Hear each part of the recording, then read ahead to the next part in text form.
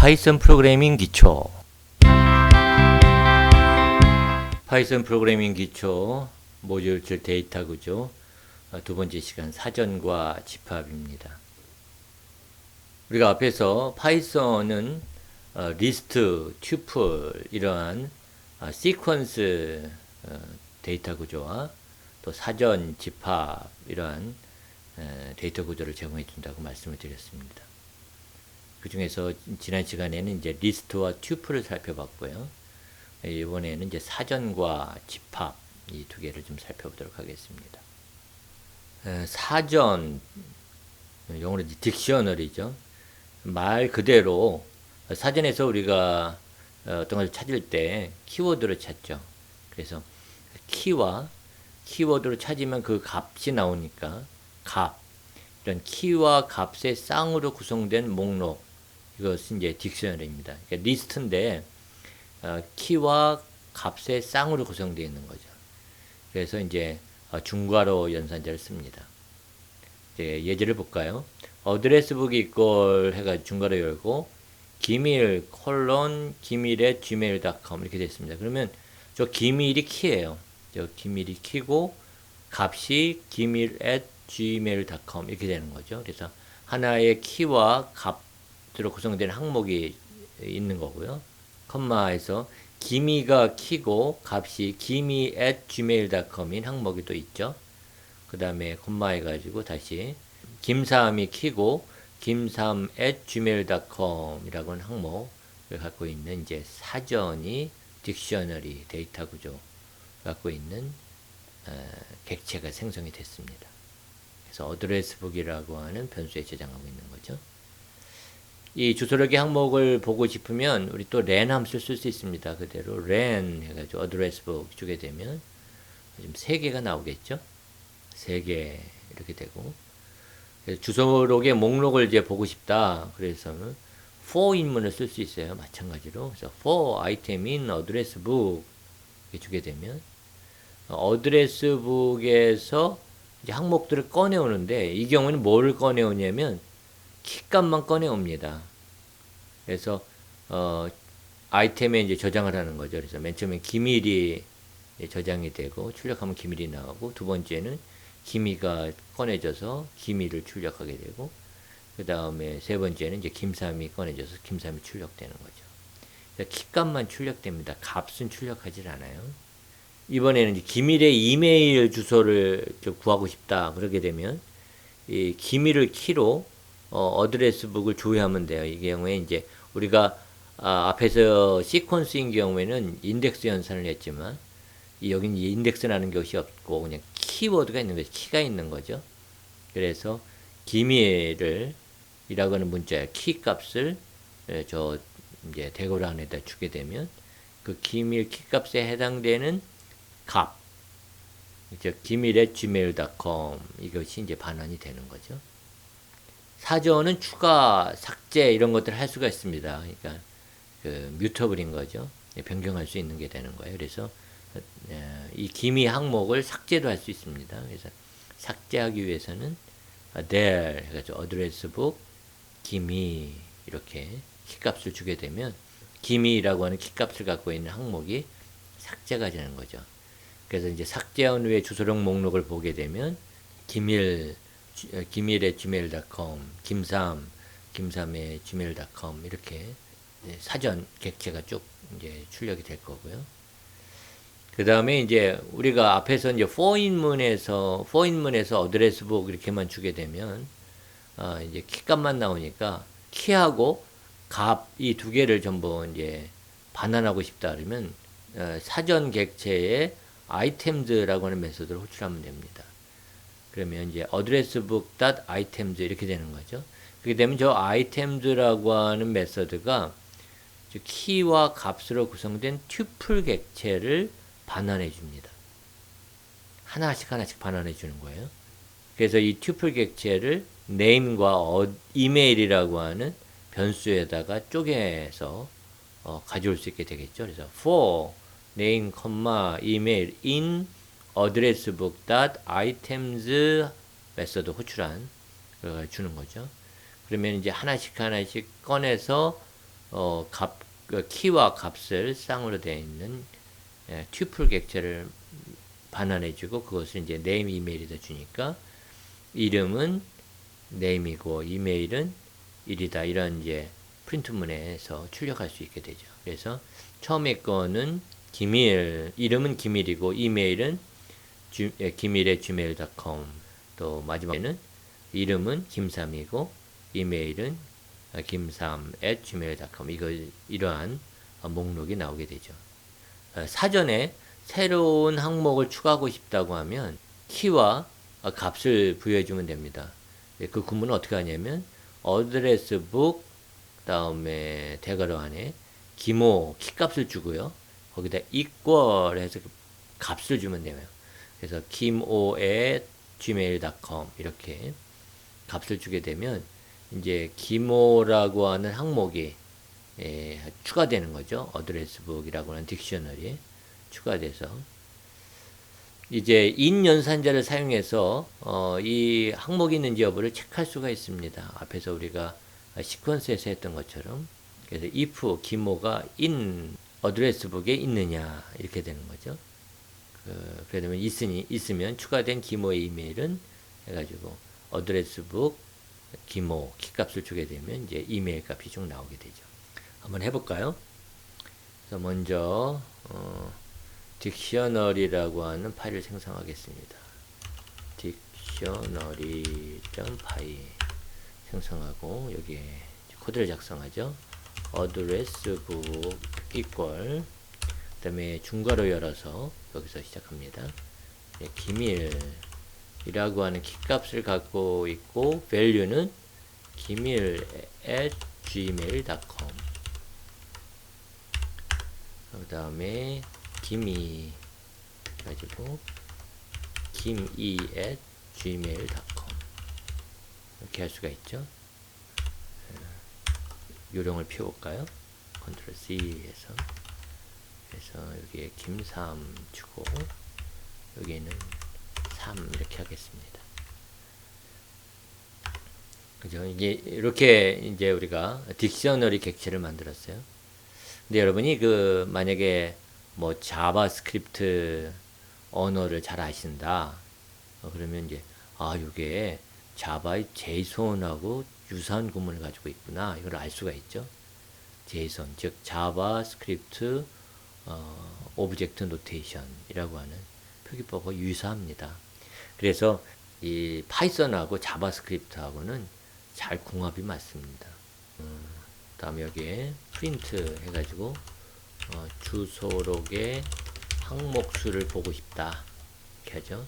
그럼 어떻게 해야 돼요? len 함수를 쓸 수 있다 그랬죠. 그래서 어드레스북에 len 이렇게 주게 되면 실행해 보면 3개 이렇게 나오죠. 3개 주소록의 목록도 할 수 있죠. 그래서 프린트 주소록의 목록 해가지고 for item in 어드레스북에서 아이템을 하나씩 꺼내다가 아이템에다가 아이템을 출력하는 거죠. 이렇게 출력을 해주면 프린트. 그 이제 기밀, 기미, 김삼이 키값만 나오죠. 키만 나옵니다. 프린트. 이번에는 기밀의 이메일 주소를 내가 좀 알고 싶다. 그러면 어떻게 돼요?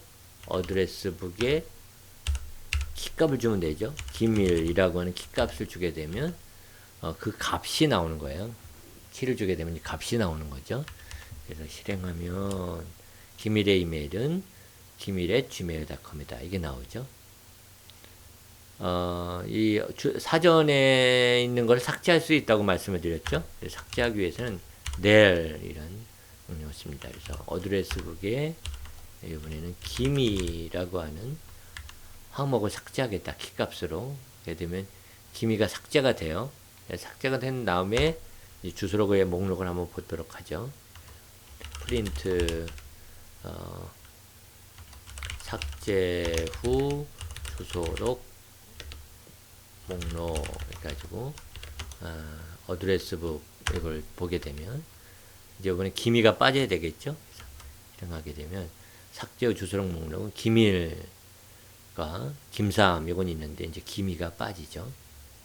아까 여기에 for인문에서 어드레스 북 이렇게만 해주게 되면 여기 아이템에는 키값만 나온다 그랬죠.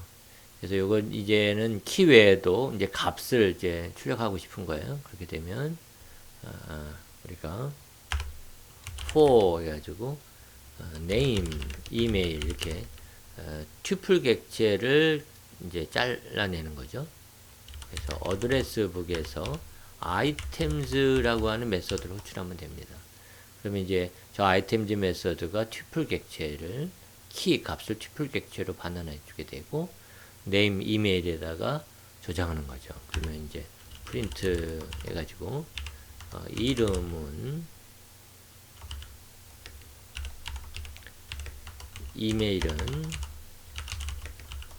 1번째 줄 수가 있죠. 그러면 여기에 포맷 해가지고 여기 name, 이메일 이걸 넘겨주게 되면 실행하면 이제 전체 김일의 gmail.com, 김삼은 김삼의 gmail.com 이런 값 자체가 전체가 나오죠. 새로운 항목을 추가할까요? 이번에는 어드레스 북에다가 우리가 김5라고 하는 키를 갖는 키값을 갖는 값을 이제 추가할 수가 있죠. 그래서 김5 @gmail.com 이렇게 해주게. 그럼 김5가 추가됐어요. 그래서 이 김5가 추가됐는지 확인해 볼까요? if 김5가 in 어드레스 북에 있느냐 있으면 프린트 추가된 김호의 이메일을 꺼내라. 그래서 어드레스 북에다가 김호를 키로 가져올 수 있겠죠. 실행해 보면 추가된 김호의 이메일은 김호의 gmail.com이다. 이걸 확인할 수 있죠. 이러한 이제 사전 데이터 구조 객체에 사용될 수 있는 메서드들이 있습니다. 이 리스트라고 하는 함수는 사전을 리스트 객체로 이제 반환해 주는 거고요. 그 다음에 clear라고 하는 메서드는 이 사전에서 모든 항목을 다 삭제해 버리는 겁니다.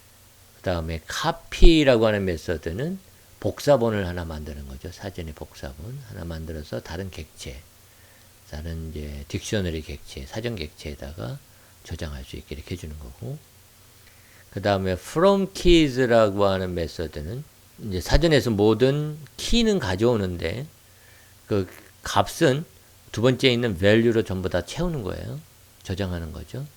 예를 들어서 기존의 항목들을 새로운 그 값으로 초기화할 때 이때 좋습니다. 그 다음에 get 메서드는 이 사전에 첫 번째 매개 변수의 키값으로 되어 있는 항목이 있으면 그걸 반환하고 그 다음에 없으면 두 번째 있는 값을 반환해 주는 거고요. 그 다음에 has underline key라고 하는 메서드는 이 사전에 이 매개변수 지정된 키값이 있으면 true 아니면 false 이렇게 되는 거죠. 근데 이거보다는 이제 in 연산제를 쓰는 것이 훨씬 더 유리합니다. items 메서드는 배웠죠. 네. 그 다음에 keys는 사전에서 키의 시퀀스를 반환해 주는 거고요. pop이라고 하는 메서드는 그 사전에서 키값이 첫 번째 매개변수로 지정된 키값이 있는 항목이 있으면 그 값을 반환하고 그 다음에 삭제해 버리는 거죠. 사전에서 삭제해 버리는 거예요. pop 아이템은 임의의 키값 쌍을 제거하고 튜플을 이제 반환해 주는 거고, 그 다음에 set default는 첫 번째 매개변수에 지정된 키값으로 된 항목이 있으면 그것을 반환하고, 아니면 이제 두 번째 매개변수 있는 것을 반환하고 그 다음에 그 안에다가 이걸 주는 거죠. 저장을 하는 거예요. 업데이트는 매개변수 지정되는 객체를 사전에 추가하는 거고, values 메서드는 시퀀스를 반환해 주는 거죠. 아까 저 앞에서는 keys는 키를 시퀀스로 반환하는 거고, values는 값을 반환하는 거죠. 이런 메서드를 한번 여러분들이 하나씩 한번 실행해서 테스트해 보시기 바랍니다. 집합을 우리가 set이라고 하죠. set. 이 집합은 정렬되지 않은 순서 없는 모음이 됩니다. 그래서 어떤 것이 집합으로 구성되어 있는 거죠. 우리가 집합을 만들 때는 두 가지 그 함수를 쓸 수가 있습니다. 하나는 set이라고 하는 함수를 쓸 수 있고, 그 다음에 frozen set이라고 하는 함수를 쓸 수 있습니다. 이 set은 변경 가능한 집합을 만들 때 쓰는 거고, frozen set은 frozen, 즉 얼려진 집합이니까 변경이 불가능한 집합이 되는 거죠. 그래서 우리는 여기서 set을 써가지고 한번 집합을 만들어 볼까요? Asia equal set 해가지고 가로 안에다가 리스트를 추가합니다. 대한민국, 중국, 일본, 대만. 그러니까 이 set이라고 하는 함수는 이 리스트를 집합으로 변환을 시켜주는 그런 함수가 되는 거죠. 집합에서 우리가 어떤 항목이 있는지를 in이라고 하는 연산자를 사용해서 확인할 수가 있습니다. 그래서 if 대한민국이 in Asia, 아시아에 있느냐 이렇게 했습니다. 그러면 있으면 있죠. 지금 여기 지금 있으니까 프린트 대한민국은 아시아에 있습니다. 이렇게 출력을 하게 될 거고요. copy라고 하는 메서드를 사용하게 되면 이제 복제본을 만드는 겁니다. 복제본. 그래서 new underline Asia equal Asia dot copy 이렇게 주게 되면 Asia의 복사본이 만들어져서 그것을 new underline Asia에다가 저장하는 거죠. 그러니까 new Asia라고 하는 객체가 생성이 되는 겁니다. 그러니까 두 개의 객체가 지금 만들어졌어요. 그래서 new underline Asia에는 이 Asia의 항목들, 집합 요소들, 즉 대한민국, 중국, 일본, 대만 이런 것들이 포함되어 있는 새로운 셋, 집합이 만들어지는 거죠. 새로운 집합 객체가 만들어지는 거죠. 요번에는 new underline Asia에다가 인도를 추가하도록 하겠습니다. 인도. 추가할 때는 add라고 하는 메서드를 씁니다. 그러면 이제 new underline Asia dot add 해가지고 인도 이렇게 지정해주면 이제 new underline Asia에는 인도가 더 추가됐습니다. 그러니까 Asia에는 그냥 대한민국, 중국, 일본, 대만이 있는데 new underline Asia에는 대한민국, 중국, 일본, 대만, 인도 이렇게 있는 거죠. 그러면 이제 그 new underline Asia가 더 큰 집합이 되죠. 포함 집합인 거죠.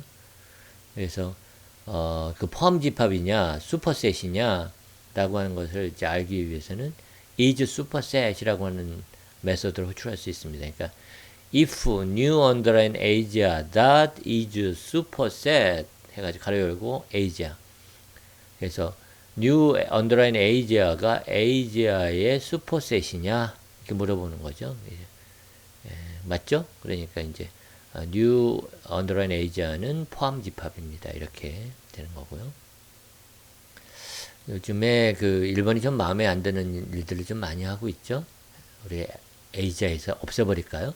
이 집합에서 어떤 항목을 없애기 위해서는 remove라고 하는 메서드를 씁니다. Asia다 remove 해가지고 일본 이렇게 주는 거죠. 그러면 일본이 없어져요. 그러면 Asia는 이제 뭐 남아요? 대한민국, 중국, 대만 이렇게 남는 거죠. 그래서 없어진 Asia에 대해서 Asia하고 ampersand new underline Asia 이렇게 주게 되면 교집합을 반환해 주는 겁니다. 그러니까 지금 아시아에는 대한민국, 중국, 대만이 있고 그 다음에 new underline Asia에는 대한민국, 중국, 일본, 대만, 인도 이렇게 있는 거죠. 교집합을 하면 어떻게 돼요? 대한민국, 중국, 대만 이렇게만 나오게 되는 거죠. intersection이라고 하는 메소드를 쓸 수도 있어요. 그래서 Asia.intersection new underline Asia 이렇게 해도 마찬가지 결과가 나옵니다. 한번 실행해 볼까요? 여기다가 set이라고 하는 파이썬 파일을 하나 생성하죠. set.py 해가지고 set이라고 하는 파이썬 파일을 하나 생성했습니다. 여기다가 하죠.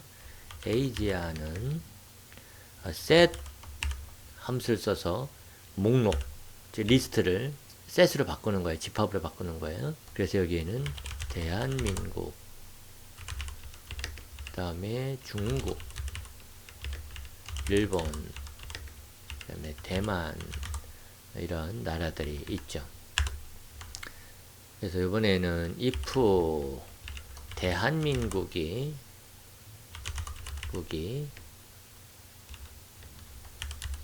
아시아에 있냐 이렇게 물어보는 거죠. 있죠. 있으니까 이제 프린트 해가지고 대한민국은 아시아에 있습니다. 이렇게 출력할 수 있겠죠. 실행해 보면 대한민국은 아시아에 있습니다. 이렇게 나오는 거죠. 요번에는 뉴 에이지아를 하나 만들어요. 뉴 에이지아를. 그래서 복사본을 아시아에 카피 해가지고 뉴 에이지아를 만드는 거죠. 그 다음에 이 뉴 에이지아에다가 add 해가지고 이제 인도를 추가하도록 하겠습니다. 인도. 그럼 이제 뉴 에이지아는 기존에 아시아에 있었던 거 복사본을 가져온 다음에 대한민국, 중국, 일본, 대만을 가져온 다음에 거기다가 이제 인도가 추가되는 거죠. 그리고 if 이번에 if new underline Asia가 is superset이냐 뭐에 아시아의 슈퍼셋이냐 더 크냐 이거죠. 예, 그렇다고 하면 print new Asia는 포함 집합입니다 라고 하는 메시지를 출력하는 거죠. 실행해 볼까요? 실행해 보면 new Asia는 포함 집합입니다 이게 나오죠. 그래서 슈퍼셋이란 얘기죠. new underline Asia는 아시아의 슈퍼셋이 되는 거죠.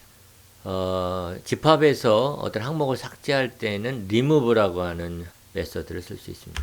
그러면 아시아에서 그래서 우리는 아시아에서 일본을 제거하기로 하겠습니다. 아시아 remove 해가지고 일본 이렇게 제거하죠. 그럼 이제 제거하고 난 다음에 이 아시아하고 new underline Asia하고의 교집합을 한번 보도록 하죠. 실행해 보면 중국, 대만, 대한민국 이것만 나오죠. 순서가 달라지는 거는 이 집합이 순서 없는 모임이기 때문에 그렇습니다. 정렬 같은 거 이런 거 되지 않고 순서가 없어요. 그렇기 때문에 집합이니까 우리 수학에서 집합 개념하고 똑같은 거니까요. 그 다음에 프린트 아시아의 인터섹션이라고 하는 메서드를 쓸 수도 있죠. 뉴 아시아 이렇게 주게 되면 실행해 보면 같은 결과를 가져오는 거죠. 집합은 변경 가능한 집합이 있고 변경하지 못하는 집합이 있다고 말씀드렸습니다. 그래서 여기에 사용될 수 있는 메서드들도 달라지게 되겠죠. 그래서 모든 집합에 적용 가능한 메서드, 즉 이것이 변경할 수 있는 것이든 변경할 수 없는 것이든 다 적용할 수 있는 메서드는 len 함수, 또 복사하는 copy 함수, difference 차집합을 얘기합니다. intersection 교집합이라고 얘기했죠.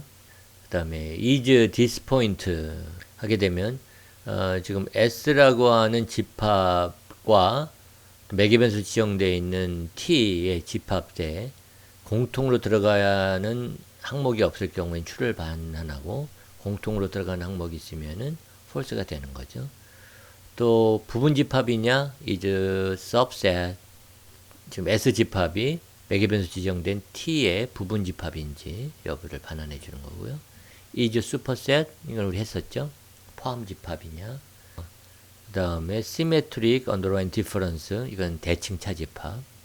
유니언 메서드는 합집합 이거를 반환하는 데 사용되는 메서드들이고요. 그 다음에 이제 변경 가능한 집합, 즉 set에만 사용될 수 있는 건 뭐 추가하거나 삭제하거나 뭐 이런 거니까요. 그래서 add 이제 집합의 항목을 추가하는 거고, clear 하게 되면 집합에서 삭제하는 거고, 그 다음에 difference underline update 하면은 그 S 집합에서 매개변수 지정된 T 집합에 있는 모든 항목을 다 제거해 버리는 거고요. 그 다음에 discard 메서드는 이 집합에서 매개변수 지정되어 있는 아이템 항목을 제거하는 거고, 그 다음에 intersection underline update 메서드는 그 지금 집합에서 S 집합에서 T 집합에 맥이벤스 T 집합에 교집합을 구한 다음에 결과를 이제 S에다가 저장해 주는 겁니다. 업데이트 해 주는 거죠. 팝은 집합에서 아무 원소나 이제 반환하고 이제 제거해 버리는 거고, 리무브는 그 집합에서 맥이면서 지정된 아이템 항목을 제거하는 거고, 그 다음에 시메트릭 언더라인 디퍼런스 언더라인 업데이트는 대칭 차집합을 구하고 그 결과를 갖다가 S에 다시 업데이트하는 거고요. 그 다음에 업데이트 메서드는 S 집합을 맥이변수 T 집합의 모든 항목으로 업데이트 해주는 거죠. 이런 이제 메서드를 쓸 수 있습니다. 이런 메서드를 한번 여러분들이 한번 하나씩 테스트 해 보시면 좋겠습니다. 우리가 함수를 공부할 때 이제 가변인수라고 하는 것을 했습니다. 가변인수. 우리 구문이 어려웠었죠. 이제 우리가 리스트도 배웠고, 시퀀스도 배웠고, 또 딕셔너리 사전도 배웠으니까 이제 요 구문이 이제 좀 이해가 쉬우실 겁니다. 그래서 컴퓨터 언더라인 토탈에 지금 넘버즈라고 하는 매개 변수와 키워드라고 하는 매개 변수가 가변인수 매개 변수입니다. 근데 이때 이제 넘버즈에 에스테리스크 하나가 있는 경우는 시퀀스, 리스트로 가변인수를 받아들이는 거고, 키워드에서처럼 이제 에스테리스크가 두 개가 있는 경우, 이 경우에는 딕셔너리로 가변인수를 받아들이는 겁니다. 사전으로 받아들이는 거죠. 그래서 for number in numbers 이렇게 해주게 되면 리스트에서 값을 가져오는 거죠. 그러니까 1, 2, 3이라고 하는 그 인수가 가변인수가 리스트로 들어오게 되니까 거기서 하나씩 끊어다가 카운트에다 누적하는 거고요. 그 다음에 vegetables equal 50, fruits equal 100 이렇게 가변인수들은 keywords라고 하는 딕셔너리 데이터 타입으로 들어오는 거죠. 그래서 keywords에서 키를 가져오면 어떻게 돼요? 키만 가져오는 거고, 그래서 keywords에 키 값을 조회하게 되면 그 값인 50, 100 이게 나오게 되는 거죠. 이해하기 쉬우시죠? 그죠? 네. 이렇게 우리가 리스트와 딕셔너리, 사전 이 두 개 데이터 구조를 알고 나니까 이런 것들이 좀 쉬워졌습니다.